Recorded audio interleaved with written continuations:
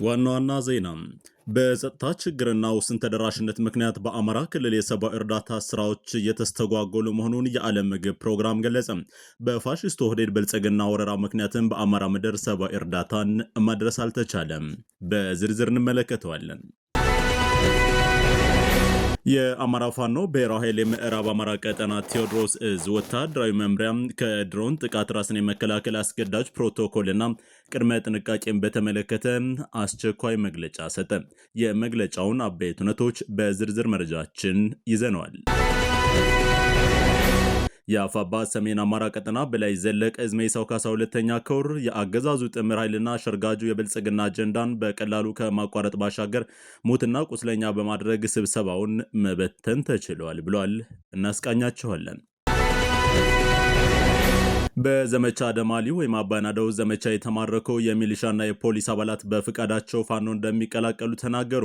የአፋብኃ ምስራቅ አማራ ቀጠና ምኒልክ እዝ ከመስከረም 14 እስከ መስከረም 30 በፈጀው ዘመቻ ደማሊ አመርቂ ድል ማስመዝገቡ የሚታወስ ነው። ዝርዝር መረጃ አዘጋጅተናል። ጤና ይስጥልን ውድ አድማጭ ተመልካቾች፣ ይህ የፋኖ ድምፅ ነው። ዓለም አቀፍ ፋኖ ሚዲያ የዕለታዊ ፋኖ ዜና ጥንቅር ወደ እናንተ አይንና ጆሮ የሚያደርስበት ሰዓት ላይ እንገኛለን። ወንዳለ ቢክስ ነኝ። ቀደም ሲል የነገርናችሁን አበይት መረጃዎች ጨምረን ሌሎችን በማካተት በዝርዝር እናስደምጣችኋለን። እናንተም እስከ ፍጻሜው ድረስ አብራችሁን እንድትቆዩ አክብሮታዊ ግብዣችን ነው። የአማራ ፋኖ ብሔራዊ ኃይል የሰሜን አማራ ቀጠና የፋኖ አባላት ይኖራሉ በሚባልባቸው ቀጠናዎች ሁሉም ከፍተኛ የሆነ የድሮን አሰሳ እየተደረገ መሆኑ ሰምቷል። ከዚህ ባሻገርም ጡት ቆራጩ የብልጽግና ቡድን በጎንደር ቋራ ቴዎድሮስ ከተማ በፈጸመው የድሮን ጥቃት ቅዳሜ ገበያ ለመገቤት የተሰባሰቡ ገበያተኞች መገደላቸው ሰምቷል። ዛሬ ጥቅምት 15 2018 ረፋድ 4 ሰዓት አካባቢ በቋራ ቴዎድሮስ ከተማ የቅዳሜ ገበያ ለመገቤት በተሰባሰቡ ገበያተኞች ላይ በተፈጸመው የድሮን ጥቃት በርካታ ንጹሃኖች ሲገደሉ በርካቶች መቁሰላቸውም ታውቋል። ከዚህ ባሻገርም የአንድ ንጹሃን ቤት ሙሉ ለሙሉ በድሮን ጥቃቱ ስለመውደሙ ሰምቷል። ዝርዝር የደረሰውን የሰብአዊ ጉዳት በተመለከተ መረጃው እንደደረሰን የምናጋራ ይሆናል። ከዚህ ባሻገር በተመሳሳይ የጸረ አማራ ኃይል ከቀናት በፊት በላይ ጋይንት ወረዳ ዛጎች ቀበሌ ላይ በተፈጸመ የድሮን ጥቃት አንዲት እናት ከነ ልጇ መገደሏም የሚታወስ ነው። የጡት ቆራጭ ጸረ አማራ ብልጽግና ኃይል ዛሬ በቋራ ቴዎድሮስ ከተማ ቅዳሜ ገበያ ያደረሰው የድሮን ጥቃትም በሰብአዊነት ላይ ያለውን የጭካኔ ጥግ የሚያሳይና አገዛዙ ለምንም ደንታቢስ እንደሆነ የሚያሳይ ነው ተብሏል። ከዚህ ጋር ተያይዞ መረጃውን ያደረሰን የሰሜን አማራ ቀጠና የበላይ ዘለቀ የህዝብ ግንኙነት መምሪያ ኃላፊ አርበኛ ዮሐንስ ንጉሱ በቀጠናው አሁንም ተደጋጋሚ የድሮን ቅኝቶች ስለመኖራቸውና ማህበረሰባችን አላስፈላጊ ከሆኑ መሰባሰቦች ራሱን እንዲጠብቅ ሲልም ጥሪውን አቅርቧል። እኛም ወደ እናንተ ጆሮ አድርሰናል። ከዚሁ ከድሮን ጥቃት ጋር በተገናኘ የአፋብኃ ምዕራብ አማራ ቀጠና ቴዎድሮስ ዕዝ ወታደራዊ መምሪያ ጥብቅ የፕሮቶኮል ጥንቃቄና አስቸኳይ መግለጫ ሰጥቷል። የጠላት እግረኛ ኃይል ወይም ምንም አይነት ግዳጅ መወጣት ያልቻለው የአብይ አገዛዝ የጭካኔ በትሩን ከፍተኛ በሆነ ድሮን ጥቃት ጀምሯል ብሏል። የድሮን አሳና ጥቃት ተጠናክሮ ከመቀጠሉ ጋር በተያያዘ በርካታ ንጹሃንና ሰራዊታችን ለኢላማ ተጋላጭ እንዳይሆኑ እነዚህ ቅድመ ጥንቃቄዎች ቀድመው ሊወሰዱ ስለሚገባ በአስገዳጅ ሁኔታ ይተግበሩ ሲል የዕዙ ወታደራዊ መምሪያ ማሳሰቡን ለማወቅ ተችሏል። የፋኖ ሰራዊት በብዛት ሆኖም ክፍት መኪኖች ላይ ማለትም እንደ ሲኖትራክ፣ ኦራል፣ አውሱዙ ወዘተ ተጭኖ መንቀሳቀስ የለበትም። አስገዳጅ ሆነ የቡድን እንቅስቃሴ ወቅት የተቆራረጠና ዚግዛግ አይነት ቅርጽ ያለው የጉዞ መስመር ማድረግ የድሮኑን ኢላማ ማነፍነፍና መፈለግ እንዲሁም የመመልከት አቅጣጫን ያስተዋል። የድሮን ድምፅ ከተሰማ ወይም ምልክት ከታየ ራስን ጥላ ወዳለው በርከት ያለ ዛፍ ወይም ዋሻ መጠለል አለብን። ጥላ ከተጠለለ ካሜራው በደንብ ለመመልከትና ኢላማ ለመለየት ይቸገራል። ለመጠለል የገባንበት ዛፍ ወይም ጫካ ካለ ውስጥ ለውስጥ ርቀትን መጓዝ አለብን። የወገንና የተማረኩ ተሽከርካሪዎችን ቅጠል፣ ሐረግ ወይም ጨርቅ መሸፈን በቅኝት ወቅት ኢላማ እንዳይሆኑ ያደርጋል ብሏል። የቤትና የመኪና የሚያንጸባርቁ መስታወቶችን ጭቃ በመቀባት ጨረር የሚያርፍባቸው ነገሮች ሁሉ ማደብዘዝ ይገባል ነው ያለው እዙ በተጨማሪም ስለ ሞባይል አጠቃቀም አቅጣጫ የሰጠ ሲሆን ሞባይል ስልክ የሚጠቀሙ የተፈቀደላቸው የፋኖ አባላትና አመራሮች ሎኬሽን ዝግ የማድረግ ግዴታ አለባቸው።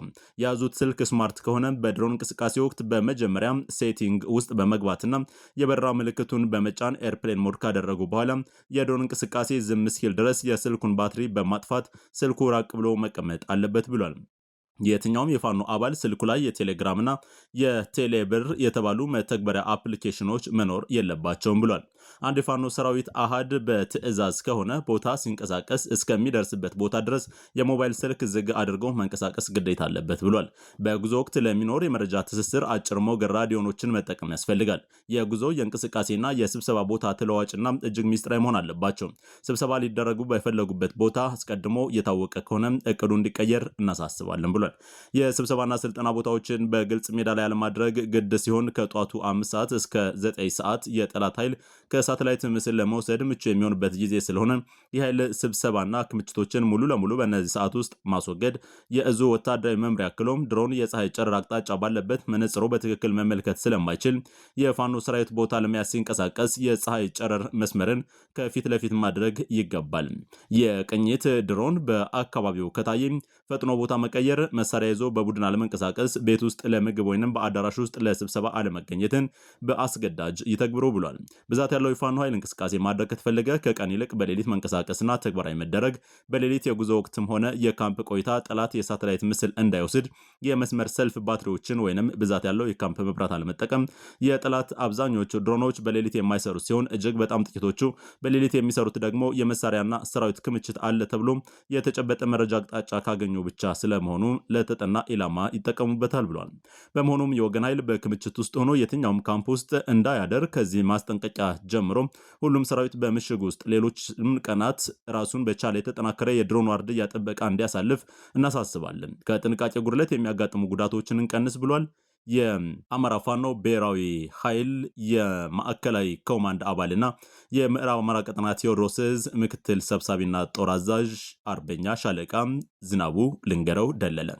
ወዳጆች ተመልካቾች እነዚህ ጥብቅ መመሪያና መልእክቶች ለወታደራዊ እንቅስቃሴዎች ብቻ ሳይሆን ንጹሃንም ኢላማ አድርገው እየጨፈጨፈ ለሚገኘው የአብይ አህመድ አገዛዝ ለንጹሃንም እንደሚሰራ የሚታወቅ ነው።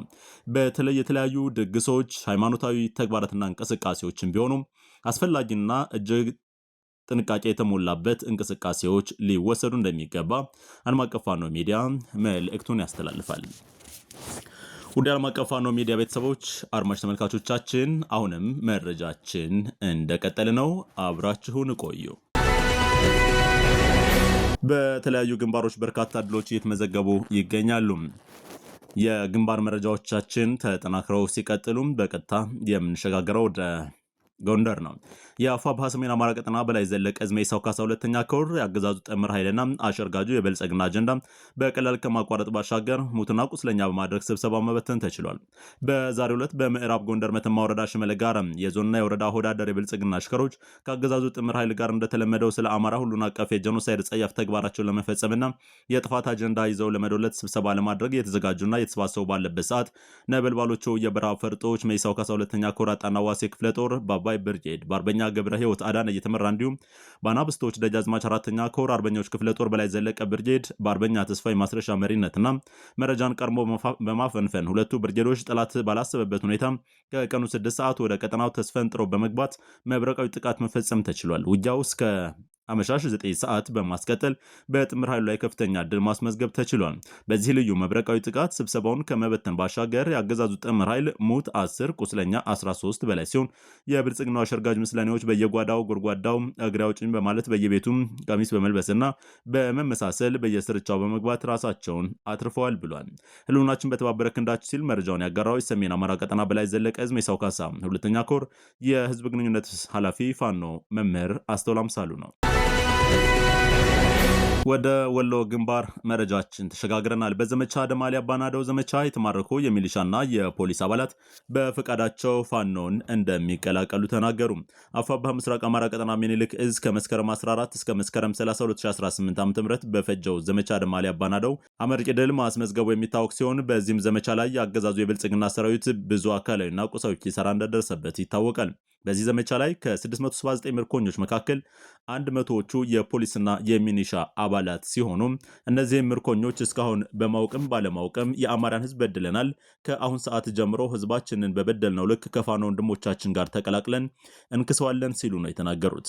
ምርኮኞቹ አክለውም ይህ ፋሽዝም ስርዓት ምላሱ ብቻ እንደቀረ ገልጸው አሁንም በዚህ አገዛዝ ስር ያላችሁ የፋሽስቱ ብልጽግና አገዛዝ ጥምር ጦር የሚላቸው የሰራዊት አባላትና አመራሮች አሁንም ሳይረፍድባችሁ ያላችሁበት ስርዓትና ሀገር አፍራሽ መሆኑን አውቃችሁ ወደ እውነተኛ ትግል ወደሆነ የአማራ ፋኖ እንድትቀላቀሉ ሲል ጥሪ አቅርበው እኛም ተማርከን ህይወታችን ስለተረፈ እድለኞች ነን ብለዋል። በዚህ ላይ የአፋብኃ ምስራቅ አማራ ቀጠና ምኒልክ ዕዝ ጽሕፈት ቤት ኃላፊ አርበኛ ደስታው መለሰን ጨምሮ ሌሎች የድርጅቱ ከፍተኛ አመራሮችና የዚሁ እዝ ክንፍ የሆነው ግዙፉ ላስታ ሳምነው ኮር ከፍተኛ አመራሮች ተገኝተው ምርኮኞቹን በሚፈልጉት ቀጠና ባሉት ኮሮችና ክፍለ ጦሮች ሂደው እንዲታገሉ የድርድር ስራ ሰርተዋል። ከቀናት በፊትም በውርጌሳ እና በውጫሌ ግንባር ተማርከው የነበሩ የአገዛዙ ወታደሮች ከፍተኛ የሆነ ወታደራዊ ገለጻ ከተደረገላቸው በኋላ ከፋኖ ጋር ተቀላቅለው መዋጋት እንደሚፈልጉ መዘገባችን ይታወሳል።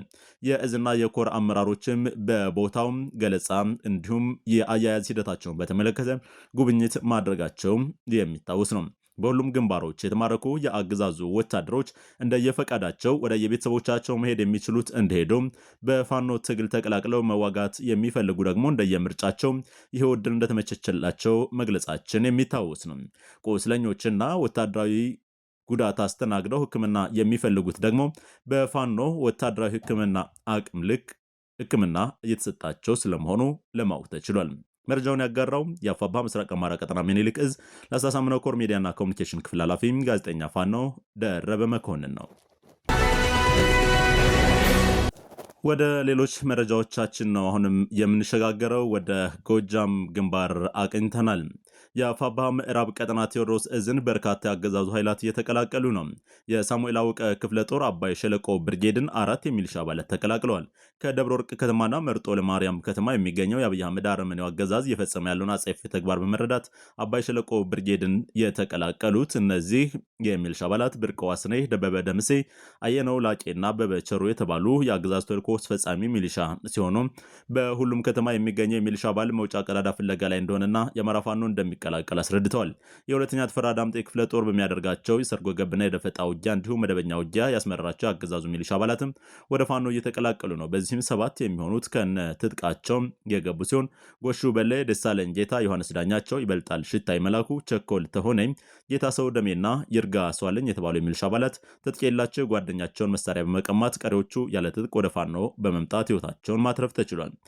በሌላ ስቦ ማስከዳት 2 ያረመኔው ብልጽግና ሰራዊት አባላት ቀኝጌታ የወፍታ ንጉሴ 6ኛ ክፍለ ጦር የኢንጂነር ክበር ተመስገን ብርጌድን ተቀላቅለዋል። ነብዩ አርባ ወላይታም፣ ሙዲን ኢብራሂም የተባሉ የ23ኛ ክፍለ ጦር 5ኛ ሬጅመንት ቲም መሪዎች የመከላከያ አባላት የኢንጂነር ክበር ተመስገን ብርጌድን ስለመቀላቀላቸው የአማራ ፋኖ ምዕራብ አማራ ቀጠና ቴዎድሮስ የህዝብ ግንኙነት ክፍል መረጃውን አጋርቷል።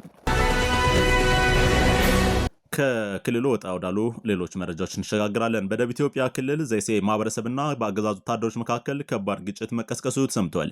የዘይሴ ማህበረሰብ የደቡብ ኢትዮጵያ ክልል ርዕሰ መስተዳድር የሆነው አቶ ጥላሁን ከበደ በፌዴሬሽን ምክር ቤት ያለውን ተሰሚነት ተጠቅሞ የዘመናት የልዩ ወረዳ ጥያቄዎቻችንን አፍኖብናል በሚል የስራ ማቆም አድማ ማድረጋቸው የሚታወስ ሲሆን የወረዳና የክልሉ ጸጥታ ኃይሎች የስራ ማቆም አድማውን ለማስነሳት ሲንቀሳቀሱ ከባድ የሆነ ጥቃት ተከፍቶባቸዋል።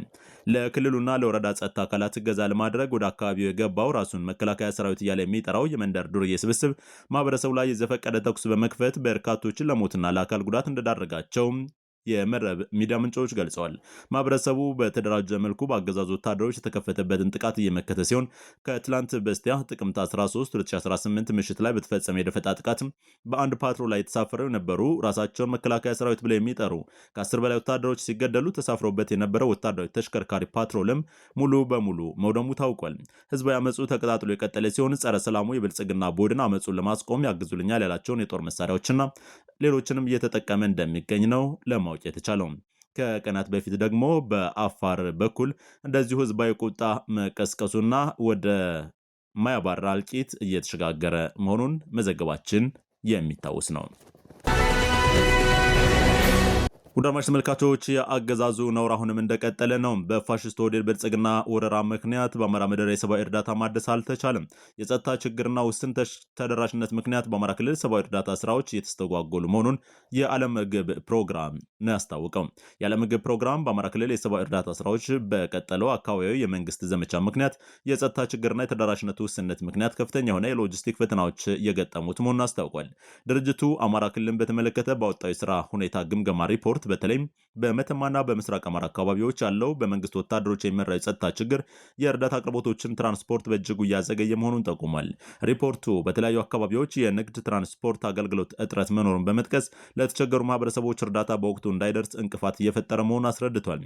የዓለም ምግብ ፕሮግራም ምንም እንኳን ከእነዚህ ገደቦች ውስጥ ከባድ ቢሆኑም የሎጂስቲክ ክላስተር በግጭት ባለበት ክልል ውስጥ የሰብአዊ አጋሮች ስራቸውን መቀጠል እንዲችሉ ትራንስፖርትን፣ ማከማቻን እና ቅንጅትን ጨምሮ የጋራ አገልግሎቶችን ማቅረብ መቀጠሉን አስታውቋል። ሞአ ሚዲያ እንዳጠናቀረው ዘገባ ከሆነ ውድ ዓለም አቀፍ ፋኖ ሚዲያ ቤተሰቦች አድማጭ ተመልካቾች በያላችሁበት ዓለም ሆናችሁ እንደየሰዓት አቆጣጠራችሁ የዕለታዊ ሟለ ፋኖ ዜና ጥንቅር ሰዓታችንን በመጠበቅ ዝርዝር ሁነቶችን አብራችሁ ናችሁ ስላደመጣችሁ እጅግ አድርገን ነው የምናመሰግነው። ወደፊት ለሚኖረን የአብሮነት ጊዜም አክብሮታዊ ምስጋናችንን ሰደንላችኋል። የዓለም አቀፍ ፋኖ ሚዲያ በግሎባል ፋኖ ሚዲያ የዩቲዩብ ቻናል ላይ ዝርዝር መረጃዎችን መከታተል ትችላላችሁ። ከዕለታዊ ሟለ ፋኖ ዜና ጥንቅራችን ባሻገርም በሳምንት 3 ጊዜ እንደዚሁም በቀሪ 2 ቀናት የቀጥታ ስርጭት የሚያስተላልፈው ዓለም አቀፍ ፋኖ ሚዲያ የህልውና ዝግጅታችን ከተለያዩ የፋኖ አመራሮች ከህልውና ትግሉ ደጋፊዎችና ባለቤቶች ጋር በወቅታዊ ሁነቶች በሚያጋጥሙ ችግሮችና የመፍትሄ ሀሳቦቻቸው ዙሪያ ዝግጅቶችን፣ ፕሮግራሞችን ያሰናዳል። እነዚህን ዝግጅቶች እንድትከታተሉ ሀሳብና አስተያየታችሁንም እንድታጋሩን አክብሮታዊ ግብዣችን ነው። ውድ አድማጭ ተመልካቾች ይህን መረጃ በማጠናቀር አብሬያችሁ ቆይታ ያደረኩት ወንዳለ ቢክስ ነኝ። እጅግ አድርገን እናመሰግናለን። በሌላኛው የመረጃ ሰዓታችን ዳግም እስከምንገናኝ ድረስ በያላችሁበት በቸር ቆዩን። ሰላም ለእናንተ።